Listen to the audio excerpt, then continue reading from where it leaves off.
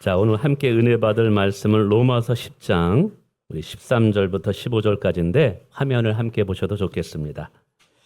로마서 10장 13절부터 15절까지 제가 봉독하겠습니다. 누구든지 주의 이름을 부르는 자는 구원을 받으리라. 그런즉 그들이 믿지 아니하는 일을 어찌 부르리요? 듣지도 못한 일을 어찌 믿으리요? 전파하는 자가 없이 어찌 들으리요? 보내심을 받지 아니하였으면 어찌 전파하리요? 기록된 바 아름답도다 좋은 소식을 전하는 자들의 발휘함과 같으니라. 아멘. 우리 옆에 분과 인사하겠습니다. 잘 오셨습니다. 축복합니다. 반갑습니다. 자, 오늘은 설교의 제목이 당신이 축복의 통로입니다 라는 제목으로 말씀에 함께 은혜 나누기를 원합니다. 오늘 메시지 중에 첫 번째 내용은 하나님께서는 우리에게 복 주시기를 너무 기뻐하신다는 사실이에요. 뭘 주시기를 기뻐하신다고요? 예, 복을 주시기를 너무 기뻐하신다. 창세기 1장에 보면 하나님께서 인간을 창조하신 후에 첫 번째 선포하신 말씀이 하나님이 그들에게 복을 주시며 라고 말합니다. 창조하셨는데 첫 번째 그들을 향해서 선포하신 것이 복을 주시며입니다. 그러니까 오늘 저와 여러분이 이 땅에서 구원받고 하나님의 자녀가 된 이유 중에 하나는 하나님의 사랑을 받기 위함이에요. 하나님의 복을 받기 위함이라는 것이죠. 창세기 12장에 보면 하나님께서 아브라함이라는 인물을 선택해서 부르십니다. 근데 그를 선택하고 부르신 이유도 이렇습니다. 내가 너로 큰 민족을 이루고 내게 복을 주어 내 이름을 창대하게 하리니 너는 복이 될지라. 여러분은 복이 되기를 원합니다. 이것이 하나님께서 아브라함을 부르신 이유예요. 하나님께서 제사장을 세우신 것도 그의 백성들에게 복을 주시기 위함이다라고 민수기 6장 23절에 말하고 있어요.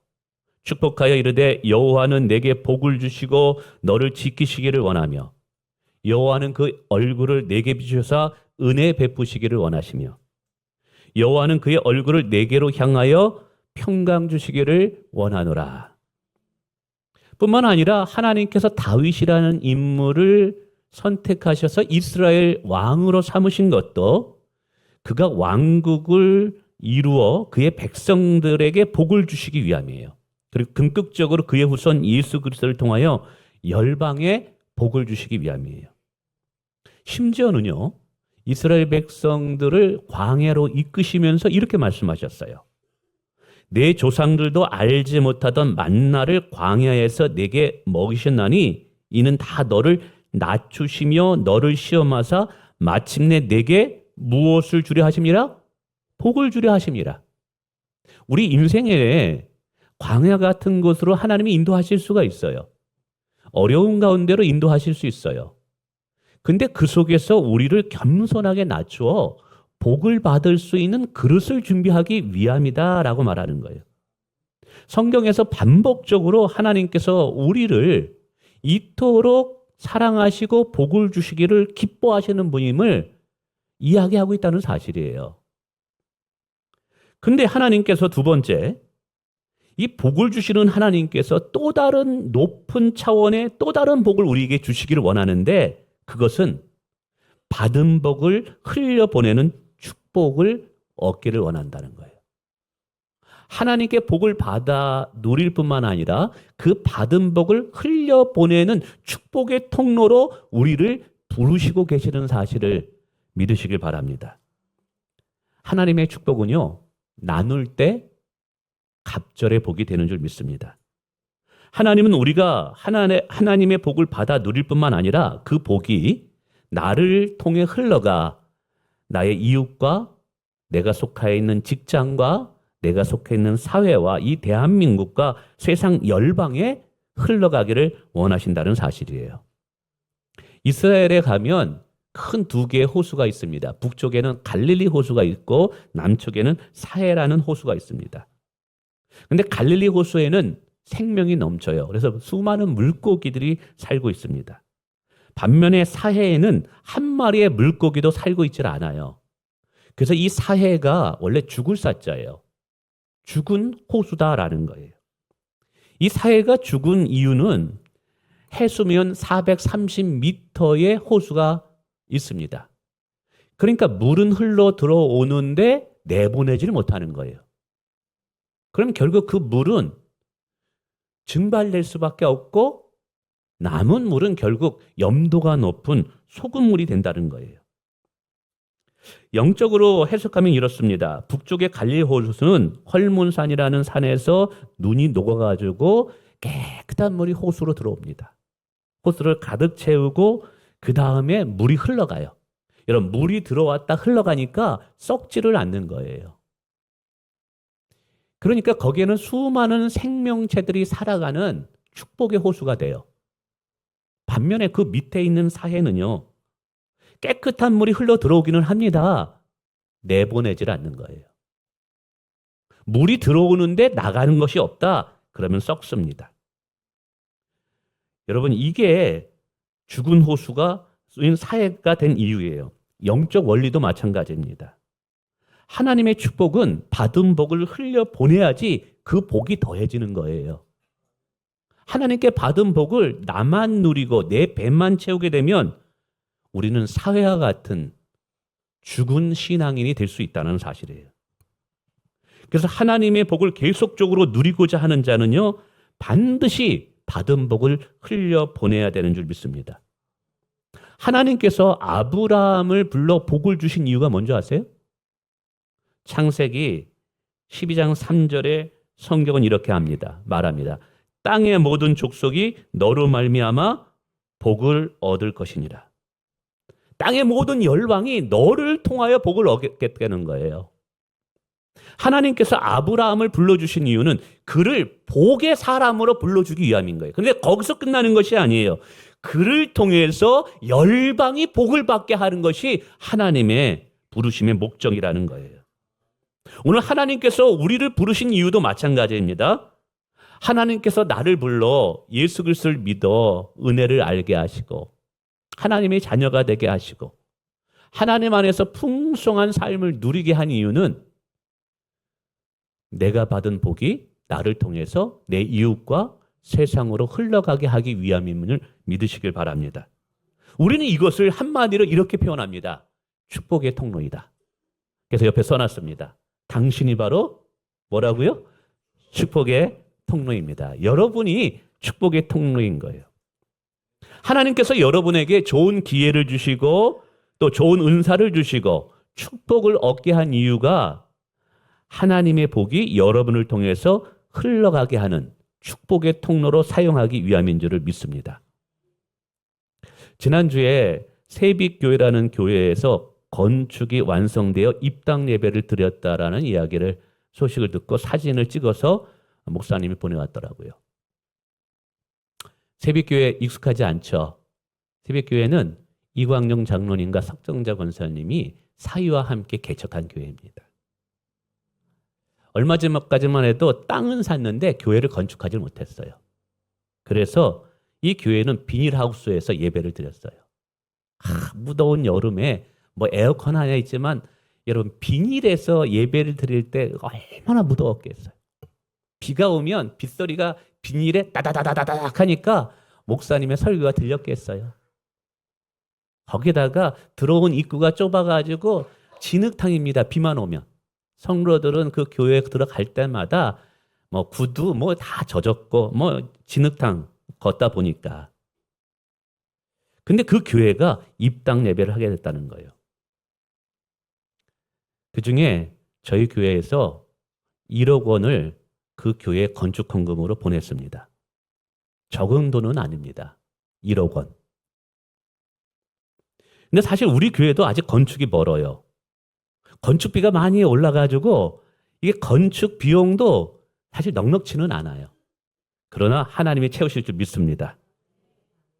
이렇게 우리도 넉넉치 않은데 해야 할 것이 많은데 그럼에도 불구하고 그 어려운 교회를 돕는 이유가 뭐냐? 받은 복을 흘려보내기 위함인 거예요. 우리보다 더 어려운 교회에 하나님이 복이 흘러가게 하기 위해 우리를 부르심을 우리는 잊지 않고 있기 때문에 그렇습니다. 성경은 말합니다. 주는 자가 받는 자보다 복이 있도다. 세상은 막 받으려고 그래요. 소유하려고 그래요. 그게 복인 줄 알아요. 근데 성경은 주는 자가 받는 자보다 복이 있대요. 주는 것이 복이에요. 근데 주려면 있어야지 주죠. 없는 사람이 어떻게 주겠어요? 이것은 이미 하나님께서 있게 하신다라는 거예요. 오늘 우리가 누군가에게 복을 흘려보내는 축복의 통로가 되기를 원합니다. 할렐루야. 그러면서 저는 과연 하나님께서 우리에게 주고자 하는 그럼 가장 큰 축복이 뭘까? 한번 생각해 봤어요. 여러분, 하나님께서 우리에게 주고자 하는 가장 큰 축복이 뭘까? 인간이 이 세상에서 온갖 부귀 영화의 복을 누린다 할지라도 죄의 문제가 해결되지 않는다면 이 세상의 온갖 부귀 영화는 잠깐 동안의 유익과 즐거움 뿐이에요. 그래서 하나님께서 우리에게 주시고자 하는 복은 영원해야 돼요. 우리의 인간의 본질적인 죄의 문제를 해결해 주는 복이어야만 돼요. 그게 뭐냐? 예수를 믿어 얻는 영생의 복인 줄 믿습니다. 예수를 믿어 얻는 영생의 복이야말로 하나님께서 우리에게 주시는 최고의 복이라는 거예요. 아니, 목사님, 그것이 어떻게 최고의 복이 될 수 있어요? 내가 누군가에게 선물을 줄 때요, 그 선물의 가치에 내가 어떤 희생과 헌신이 들어갔는가를 보면 그 선물의 가치를 우리가 측정할 수가 있습니다. 유장님이 여기 계시는데 제가 10,000원짜리 선물을 한다면 그 선물의 가치는 나에게 10,000원의 희생과 헌신이 들어있는 거예요. 들어가 있는 그 금액에 따라서 그 선물의 가치가 결정되는 거예요. 내가 100만 원짜리 선물을 유장로님에게, 아니 100만 원 아닙니다. 말로 하니까 차를 한 대 사줬다. 제너시스를 딱 사줬다 그러면 제너시스보다 트럭이 필요한가요? 그걸 사줬다 그러면 그런 날이 오기를 원합니다. 모르죠. 또 하나님이 어떻게 복 주실지. 그러면 그것에 대한 가치의 분량이 내 선물을 준 것에 대한 그 선물의 가치가 되는 거예요. 무슨 말이냐? 하나님께서 우리에게 건강의 복 주실 수 있어요. 근데 그 건강의 복을 주기 위해서 자신의 생명을 버리지는 않았어요. 하나님은 우리에게 사업이 잘 되는 복을 주실 수 있어요. 그러나 사업이 잘 되게 하기 위해서 자신의 생명까지 주지는 않았어요. 우리 자녀들이 성공하는 복 하나님이 주실 수 있어요. 근데 그 성공의 복을 위해서 자신의 생명까지 주지는 않았어요. 왜? 그 선물의 가치가 그 자신의 생명만큼은 되지 않으니까. 그런데 딱 하나. 우리에게 영생의 복을 주기 위해서는 하나님께서 자신의 생명보다 더 귀한 독생자 예수 그리스도의 생명을 버리셨다라는 거예요.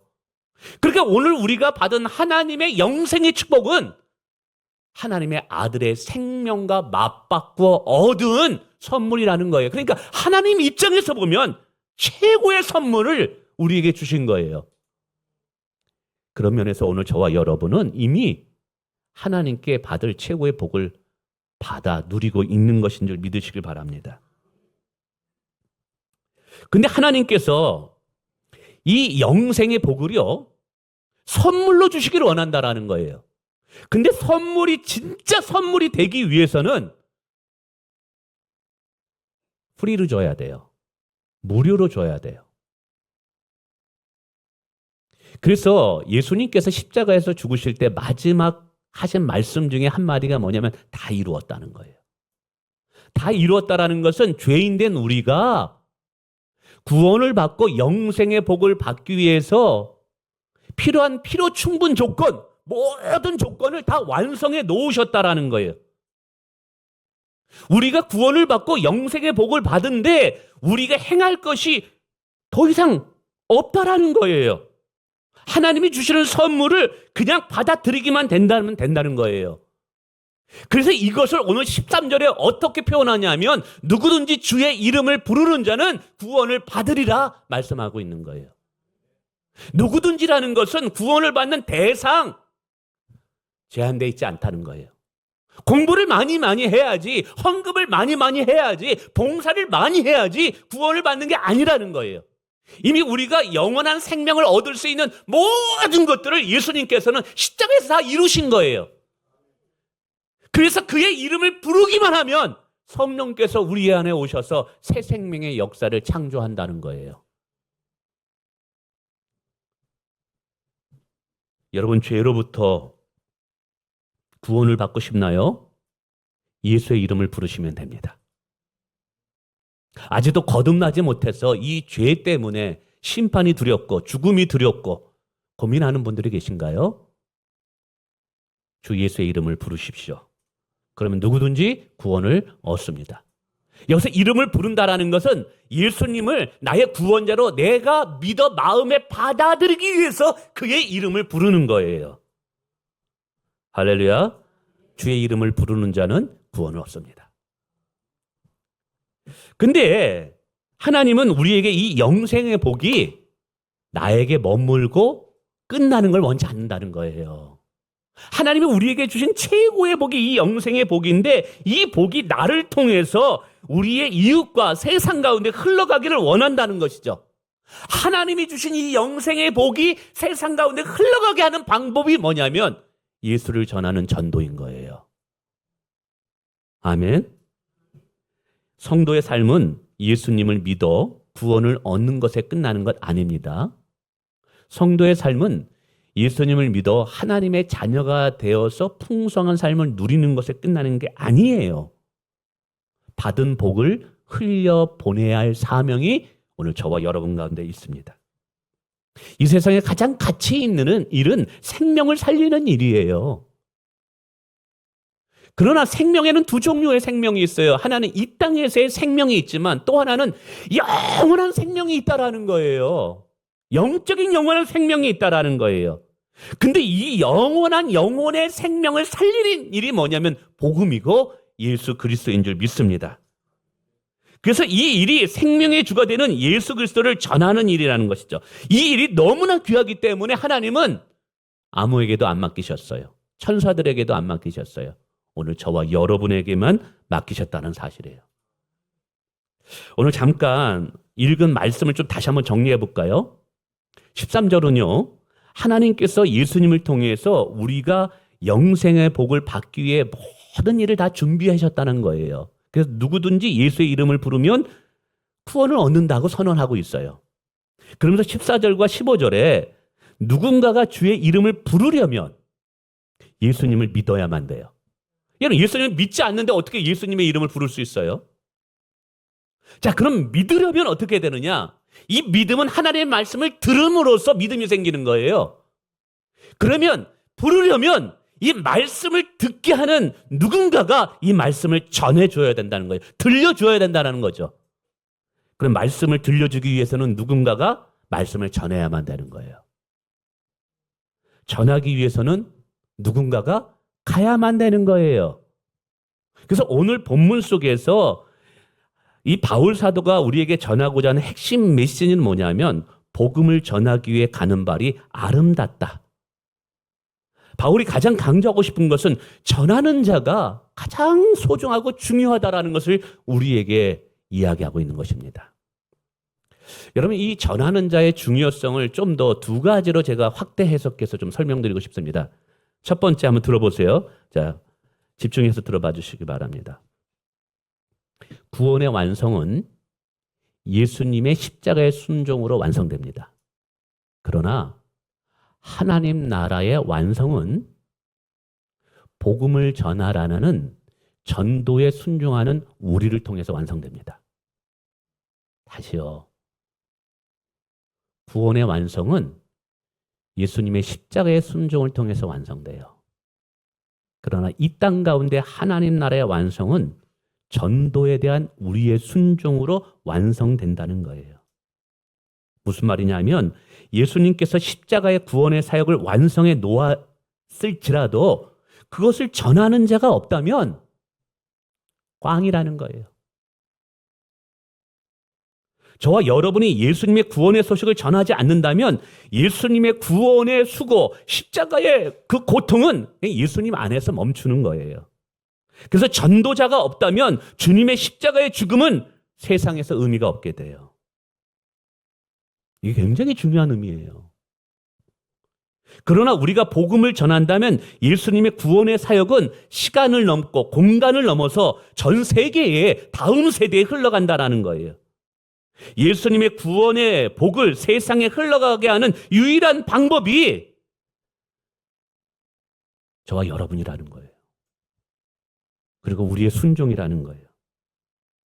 저와 여러분이 영생의 복을 흘려보내는 축복의 통로가 되지 않는다면 예수님의 죽음은 가치가 없게 돼버려요. 저희 집이 아주 경기도 여주군 가남면 삼승리 아주 두메산골입니다. 제가 이렇게 시골 얘기하고 하면 목사님만 시골에 태어난 거 아닌데 그래요. 어제 교육자들과 식사하면서도 잘 안 믿어가지고 제가 초등학교 1학년 때 찍은 사진을 제가 보여줬더니 구원만 시대입니까? 이렇게 얘기하더라고요. 그 당시에는 태어나면 다 일찍 죽어요. 그러니까 저희 어머님이 자녀들은 경제력이었으니까 많이 낳았어요. 6남매를 낳았어요. 제가 막내입니다. 근데 낳기만 했지 돌보지는 않았어요. 가난하다 보니까. 그래서 저희 집안은 각계전투입니다. 알아서 사는 거예요. 누가 돌보지도 않고 제 고등학교 졸업식 때도 오지 않고 저도 졸업식 때 안 가고 각자 알아서 생존하는 겁니다. 그러니까 누구를 챙겨보거나 챙김 받지도 못했죠. 근데 이제 장가를 가고 제가 이제 목사님이 여기 계시는데 큰 사이가 됐어요. 막내다 보니까 그냥 밥 먹다 보면 이게 빨리 먹는 사람이 임자예요. 형님들이 이렇게 같이 있으면 가난했다 보니까. 근데 집에 장가 가가지고 여기 이 처갓집에 가니까 이게 사위 대접을 해주는데 제가 익숙치 않더라고요. 제가 안 가면 식사를 안 하는 거예요. 예전에는 누가 오든지 뭐든지 먼저 먹는 게 이게 임자였거든요. 밥상에 적으니까. 제가 이제 늦게 갈 때가 있어요. 원목사가 와야지 식사 기도를 하시고 이광 목사님이 밥을 먹는다는 거예요. 탁 하면 탁 기다리고 있어요. 제가 그렇게 대접받습니다. 제가 아니면 안 된다라는 거예요. 근데 하나님께서 오늘 우리에게 말씀하셔요. 여러분이 아니면 안 된대요. 그 십자가의 구원의 사역을 누군가에게 흘려보내야 되는데 누군가가 구원을 받는데 여러분이 아니면 안 되겠대요. 우리가 전도하지 아니하면 하나님은 전도를 영혼 구원을 멈추겠다는 거예요. 하나님이 이렇게 말씀하시는데 우리 어떻게 해야 됩니까? 하나님 보시기에는 구원을 흘려보낼 수 있는 유일한 통로가 우리래요. 나래요. 내가 전도에 순종하지 않으면 하나님도 어떻게 할 수가 없대요. 이렇게 하나님은 구조를 만들어 놨어요. 왜 이렇게 하셨을까요? 천사를 통해서 그러면 구원받게 하시지. 천사를 통해서 구원 안 시키겠대요. 오늘 저와 여러분을 통해서만 누군가를 구원받게 만드시겠대요. 우리가 전하지 않으면 전할 때까지 하나님은 기다리시겠대요. 왠 줄 아세요? 오늘 저와 여러분을 축복의 통로로 쓰기로 작정하셨기 때문에 그래요. 천국에 가서 우리는 예수님의 잔치에 그 잔치상에 함께 참여할 자로 우리를 초대하고 싶어서 그렇게 하시는 거예요. 요한계시록에 보면 예수님과 함께 영원히 왕노릇 한다고 얘기하고 있어요. 우리가. 그 왕노릇 하는 보호자에 우리를 앉히시기 위해서 이 일을 우리에게 맡기셨대요. 하나님은 우리가 아니면 안 되겠대요. 이게 전도자로서의 하나님의 부르심이에요. 그래서 두 번째로 저와 여러분은 이 세상에 구원받을 누군가의 최후의 보루가 되는 거예요. 마지막 희망의 끈이 되는 거예요. 과거나 지금이나 믿지 않는 죄인들에게 구원의 소망은 예수 그리스도입니다. 그러나 우리가 소망 되신 예수를 전하지 않으면 믿지 않는 자들은 구원의 방편이 없어지는 거예요. 우리가 이 기쁜 소식이라 할지라도 이 소식을 전하지 않으면 이 기쁜 소식은 기쁜 소식이 될 수 없다라는 거예요. 그래서 구원의 소식을 전해야 하는 우리가 구원받지 못한 자들에게는 마지막 희망의 보루가 되는 거예요. 하늘의 복을 전할 유일한 통로가 오늘 저와 여러분이 되는 거예요. 전도 대상자들에게는 오늘 저와 여러분이 구원을 받을 수 있는 유일한 끈이 돼버리는 거예요. 왜냐하면 우리가 전하지 않으면 누구도 구원받을 수 없어요.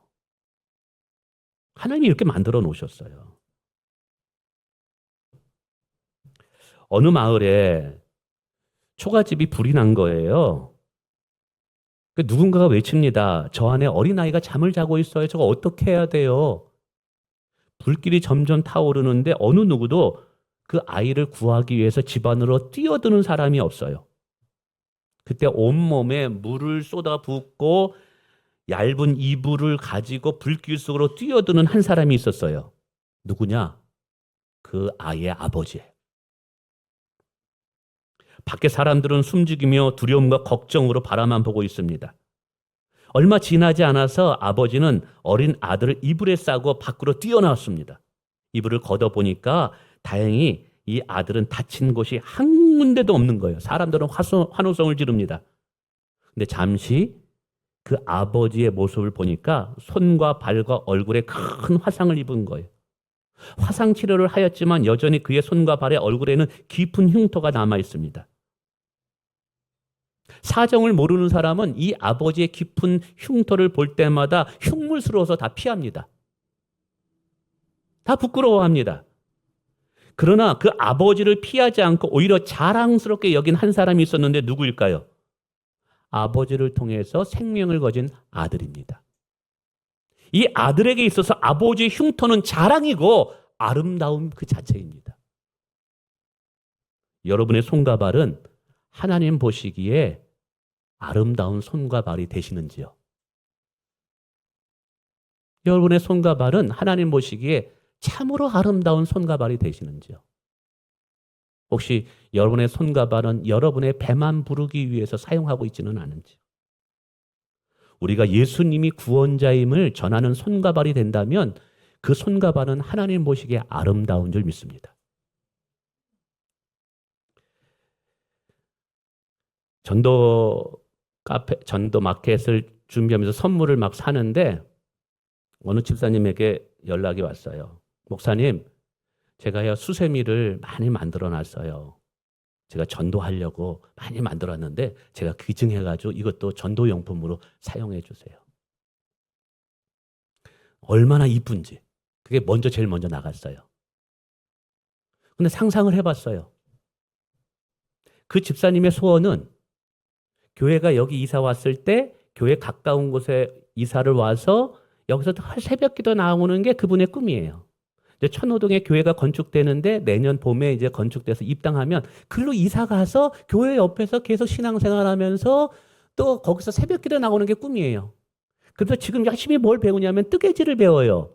그 뜨개질을 통해서 수세미를 만든다든지 여러 거를 만들어서 이 전도용품으로 그리고 사람들을 초대해가지고 그거를 가르치면서 전도하려고.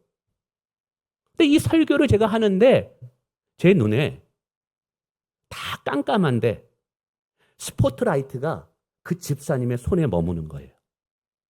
다른 거 안 보여요. 그분 집사님의 얼굴, 발도 안 보여요. 뜨개질하는 손만 보이는 거예요. 말씀을 묵상하는데. 근데 제 마음에 감동이 오는 거예요. 그 손이 참으로 아름답지 아니하니? 와, 감동이 되는 거예요. 그 손이 너무 아름다워 보이는 거예요. 여러분 지난주에 전도 대상자에게 커피 쿠폰 보내셨죠? 아멘. 그리고 또 문자도 보냈을 거예요. 한번 상상해 보세요. 문자를 막 보내는데 그 손을 누가 보셔요? 하나님이 보시는 거예요.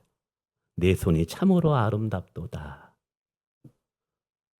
선물을 사셔가지고 전도 대상자에게 초대장과 함께 여러분 가셨을 거예요. 여러분의 발걸음을 보시면서 하나님은 말씀하실 거예요. 내 발걸음이 참으로 아름답도다. 할렐루야. 저는 저의 후배를 통해서 예수님을 소개받고 제가 예수님을 믿게 됩니다. 누구든지 주의 이름을 부르면 구원을 얻는다. 하나님의 자녀가 된다. 하나님이 아버지가 되어서 내 인생을 책임져 주신다. 근데 이게 믿음으로 받아들이기 시작하면서 성령께서 제 안에 오셨어요. 그리고 그 축복대로 말씀대로 제가 그것을 지금까지 누리고 있어요. 만약에 그 친구가 그 후배가 저에게 예수님을 전해주지 않았다면 내 인생은 어떻게 됐을까 생각했을 때 끔찍해요.